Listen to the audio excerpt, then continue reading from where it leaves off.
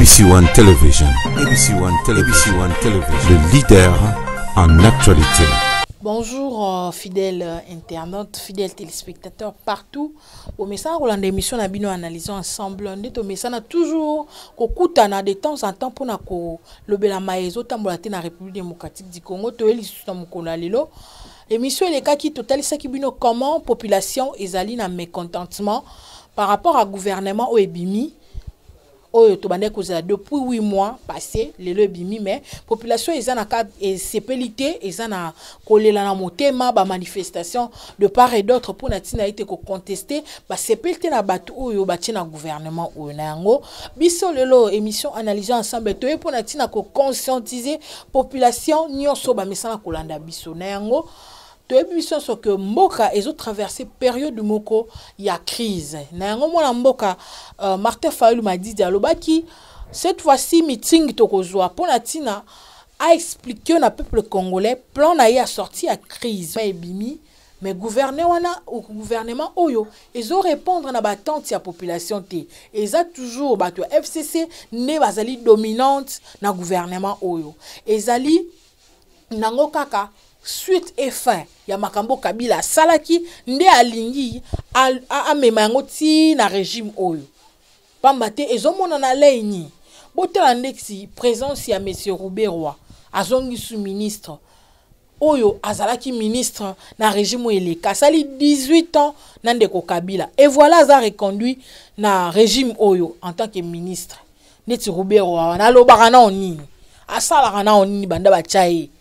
to ebite to lobate o si tu ba fingaka ndeti Rouberwa atabino moko na place ya Rouberwa bakoko zo papa moko te oyo aza tangi minga aza même fatigué maele zo zanga loka ko sala ba na place wana buta ndeti émission na biso yebande koleka na chaîne na ye akangaki yango pona tina koluka kaka interview ya monsieur Kabila émission ne salaka buzz ndeko wana kena na chaîne misusu boso na politique pona otanga yango kaka webi que ezaki émission moko kitoko biso to banda kolanda parce que biso to landa na pona weba ba idée pona tina koyeba information pona tina koyeba ndenge nini ya komemela makambo na biso ya ki journalisme bakangaki yango de Rouberwa a suspenda émission wana pona tina kaka ne bande ko palola Kabila abengana ndeko wana émission kangama Dieu merci Dieu donc quand des partenaires bazanga raté émission on est comme la chaîne sous de la place et comme la RTVS et Thomas nango déjà victime nango makamba bo tozo telemela ndeti Rouberwa asa mutu Kabila asina Kabila zo continuer tout ce monde la présence à plusieurs personnes à gouvernement oyo bato ya PPRD bato FCC donc bato IDPS kutu bazana bango minime bokolo baki ndenge bango balobi que non izalimba bango liboso ko zo bokondi nango mwana mboka faut telema bata IDPS kutu ndena utukolo ba tout à l'heure oyo bazika ba moyi ba mela ba gaz ba sala soki ndenge nini mais ba futi bango na monnaie de singe merci ba pesa na mbwa tala lelo na yango lelo na eka ko sensibiliser peuple congolais oyo balandaka biso partout dans le monde faut telema ndeko Kabila azana ena besoin te atika bokonzi te o saka na bokonzi ayo kango goût mais surtout qui est kaka pacifiquement boye voilà arotika te faut telem to organiser loko moko boye faut benga na epena na régime na mobimba na yango to tolobaki que biso so to zubo konzi to ko sala tana mutu moko te o azaki na régime elekaki tout ça qui na raison et voilà ndesi ba monsieur Rouberwa monsieur Rouberwa zongi lisusu po sala ki na emina ekoloba te azalaka wana emodemo akena ye nda ote kokanga magazine ndeko na biso boso na politique o bande ekoloba ngama kitoko o biso no bande kolanda akangi yango po bande opalola ndeko Kabila bango no bazana sima ya ndeko Kabila na yango gouvernement bimi ba répéter na bango toujours la répétition ya makambo elekaki na idée na ba modifier constitution ba ju déjà mabunda ba tcheli biso Kabuya incompétence okokata ko lebelo roté on prend des décisions sans lui siko boye bisanga batu ya boye mwana mboka soko o misu en charge te mutako ya kozwa charge na yo azate na ngo telema to imposer souveraineté ya peuple peuple c'est faut tellement faut biso moko to imposer vraiment na makasi que to lingi mambwana te souveraineté ya peuple congolais faut monana nango to mobengisa daba meeting faut tellement ka le point de presse zali ndena uti ko informer bino to zala wana matoi na biso attentive pour na tina koyoka maekani mwana mboka Martin Fayulu akoloba te bele bakomela nga to mona peli tombo sala te bana vérité des urnes voilà bo changer na bino lisusu bo comme lisusu lutte contre la corruption te bato maele ba bwana bakina malembe motamo kolandela elo oni ezo simba te poto luka ba solution mwana mboka Martin Fayulu azana e monguna te ya pouvoir en place te azali ko luka population ezala malamu pona tina ete lobi peuple asepela. Oui, bateau batiaki liboso na biso bazaki. Bien sûr, Bible écoute sur le bateau critiquer ba konzi na biso te. Mais tant ba konzi ba ça mabe, faut critiquer bango. Faut critiquer bango. Tout le monde na Assemblée nationale, bato Kabila. Tout le monde na parlement, bato Kabila. Tout le monde na Sénat, bato et voilà na gouvernement bato bango so ba ministre bato Kabila. Siko ba papa ba zika ba moto na insistara ko ba papa na ba tele makana moyi. To fanda pene papa na maman mukolo. Est-ce que ça n'a papa mon côté, ça a diplôme, moi ils ont mérité qu'on soit ministre. Est-ce que ça n'a papa mon côté? Na mon akou tu vas quitter bon ba grade. Oh bah ça là qui ba grande personnalité de la place, ba DG, y compris ba vice ministre, ba quitter ça bango pour ba toucher à la personne de Kabila, ba zali pour la niko zongi ça bango na ba place wana. Mon amboka télé ma biso moko sengeli to telema lokola mutu moko to benga na mongunu azali Kabila. Biso tozana biso tende batu baloba pona nini mama meta olingara papa Félix Tshisekedi tete aza mwana mboka azande kona biso to boyi nde bapaya oba uti na ngambu kuna bandeko ba monsieur Roubert to boyi bozo sala mabe bozo sala que population zo souffrir en tout cas soko ebi kozwa pasi comme ma pasi ndeko na yote oza plus qu'un démon kotala kaka lei ni boye bandeko na ngaboya ka Kinshasa kitaka aéroport zwa bis yara Pascal Omona degré peuple congolais zo souffrir loko kutu ya 500 mais bazo maltraité yango ezo pesa pasi toloba te gouvernement yango ebi mais baso mouton so de mouton esili na mti ba espère wana bo pesi mutu ide non so ki to sali boye go simba mais après un bout de temps boye ko changer son nom moni beti to sali so amine to moni place ana za marquage esimba te bo moni bino bo mande o Félix bo ma bino moko bato azo ba bo maye ba so de mouton jusqu'à là te le moti salami ba espère wana ba lobaki que eza probable ba sala ba so de mouton na ba place wana mais ba changer lisusu oh non place wana esimba te belo minu mibale so nga zaki conseiller ate andeko Félix Tshisekedi mena senga benga na bango ala ata kangisi ba ope na prison po ba ndu NRR ba dinse na libulu oui ndeko na biso to boite mais yemo ko faza la pe na bo mutu akotala te loko yo bato ba mimanga na mabe botana mbongo ya kwa seigneur ville province de Kinshasa ndenge ba boromese ba liango ndenge o sakana te ba sala te loko te kako curé ba terrasse na ba nini ba pau sans même outil ko memela ba déchets wana soto bimi na nzela biso ba si ba kanela to koma ko banga mais to sala mpona bino ko mona ndenge ba imondis ba tie yango na presque tikali na muke embouteillage ndenge o sakana te pona ko somba bosi ba million pona ko somba moto gizi oye me makaba ba jack wana et ça pas même $3000 na ki musika ba 2500 2300 boza mesure te botongi banda ko ba 20 o ezambonga leta mbonga mutute to liango bosali yango mais yango na ba ebola ezobotama au fur et à mesure si to suzuka awa ebola eza na Gombe na ndaku ya ministre intel fo ya na bongo po biso ba petit peu de souffrir mingi o mona ka ebola e ya rawa pina malweka bato ngani koliana nupasi ebola yesu kuna aletan boye bo soigner moko mibale bo pesi moko po loso o aumela to boy makamwa na population telema faut to imposer souveraineté na biso moko telema Zoa conscience, ceux qui va bien prêt à nos postes, faut tellement te benga na mutuana. Ni na ote koloba avant lancement to avant gouvernement bima avant ba publier gouvernement ndekwana kena ko luka nini. Ndekwana kena ko luka nini na oya o ba kombo mo bo simba kite esengela ka changer lokuta abangi bato bazaki wana na bachaki na liste wana yebaki te basa banani nzoka bazaki bato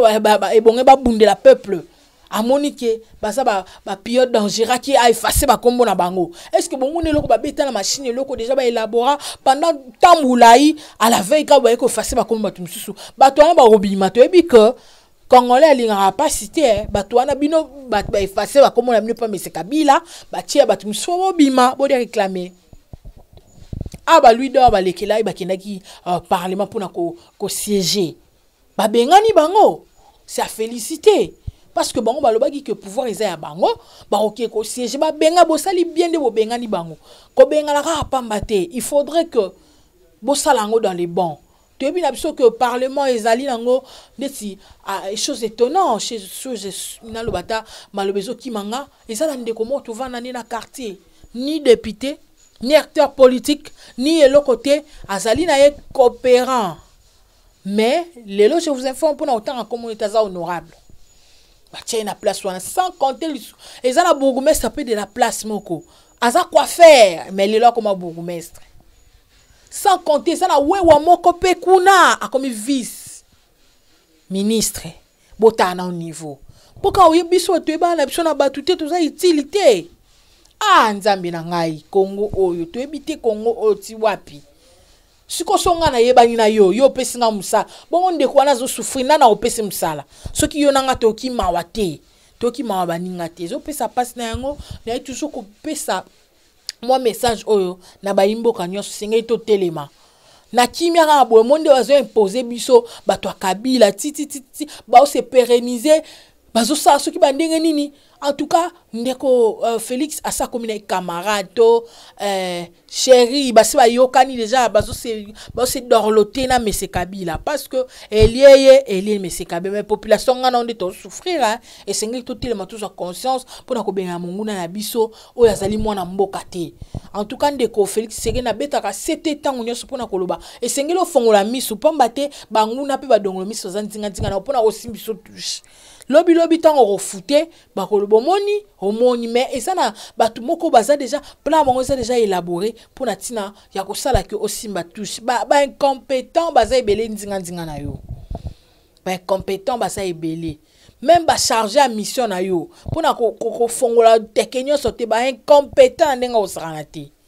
nango emoni sami déjà na ndenge tala ba acteur déjà ba komi ko sambola ba réseaux sociaux oyo bakangie na secrétaire mabe oyo bakangie na mwasi ndumba mabe poto tanga te en tout cas ba image on est choquant comme on a vice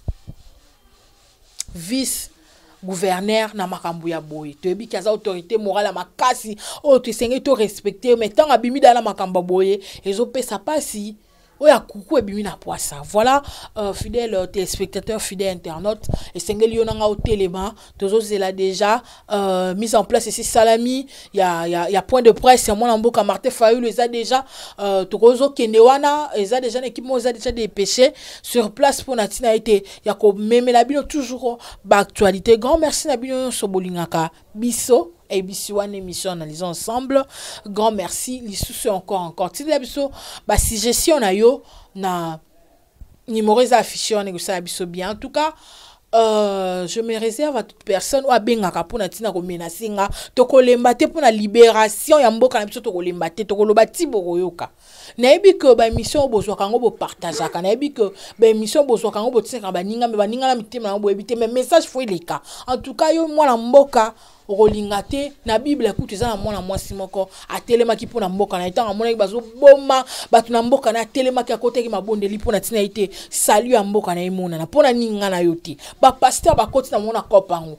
etike na nga ngana yo nde to telema pamba te biso to yamso na kopango te et amoko message sogele en tout cas na bande konyo sa mibali o bazo kaza kolandanga boye ba que ezala virus moko oyo batindi po bozala makasi te ya kotelema kolibela mboka na biso ezali kwiti masanga agene donc on a bisaki bino ke ezana 15 millions de francs congolais kotaka chaque semaine na poche ya bourgmestre télé na masanga agene eza confirmé tamboli partout agene kaka ya pamba donc bazotekela bino yango na 100 francs na 200 francs yo melio langwe obosani ke mboka na eza na pasi osala mabe bana na yo pour le balanga te non na botite mais le boko za na bezo bota tango obota bana wana le bino ngo za ndenge ni tika kwiti tika gene tika ambiance luka c'est que Mona tina ko luka kaka lolenge kani ya kobika bakomi ko kieko katsa ba frontière ya ba pa na mamatela tala nde bakangi bango so na mako kozala nini tozo constater za bande ko belé bazo songa na Kinshasa ba tokie mito esa subiente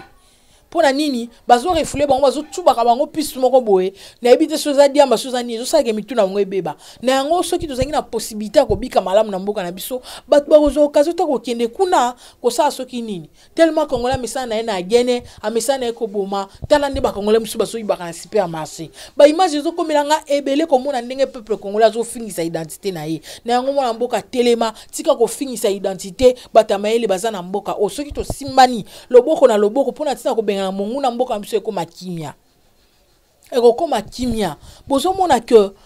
na ntango akala ezalaki na banguna na biso bande kokota ya kubatama lelo bakomi kokota na polele botala avion ya Rwanda ekomi kokota awa kwenda fuduka mena kala ezalaka bongo te bazwa ya kubatama tozoyi batango ya fe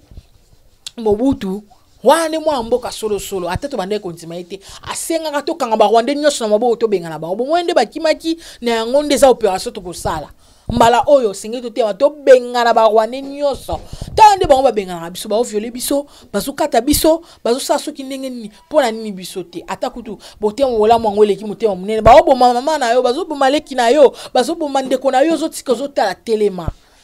eza toujours inciter population à NT, toujours inciter population à téléma, à conscience pour des gens n'engé ba ezawana, ba tayi des pes ba papa ba zika moto ba si ba conscience, ba termina bango ba région de Kofi Mukoko, ezana on ma bête toujours lutter pour kaka yonanga tous à la bien. Voilà, fidèle internaute, fidèle téléspectateur. Moi sensibilisation na mela ki muki yango na gouvernement bimi melo kamalonge ezate mwana mboka telematika kwititika zododo pona tina to benga monguna oyo asa envahir biso. Grand merci à Montréal et Mekasaka. Grand merci lisusu na papa Gobi Panzu. Grand merci na on a bossé honorable 10 mbongo pasi de Paris, Bambote na on a bossé lisusu papa nanga Norbert Kazadi, sans oublier papa Sami Mbouli.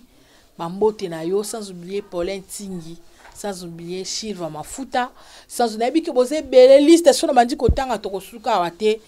Grand merci na bino nyonso, sans oublier mon papa que j'aime bien, papa nanga pasteur Willy Muchwadi, et l'ongona honorable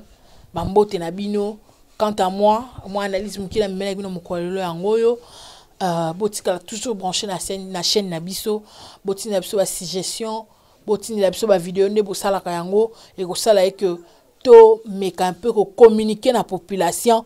et le konini et sengeli asala pona ko libérer peuple congolais. Grand merci à ma patronne à maman Chantal Aya, grand merci na bino nyoso na linga rabino mingi de to le bara toujours Jésus Christ est number one.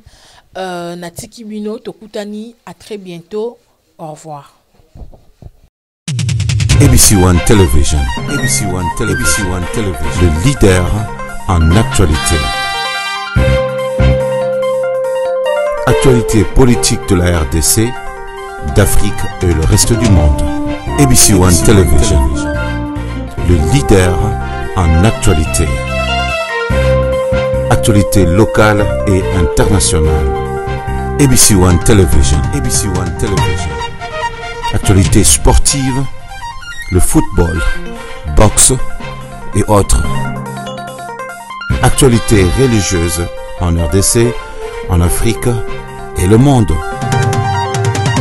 Actualités culturelles de tous les pays africains. ABC One Television.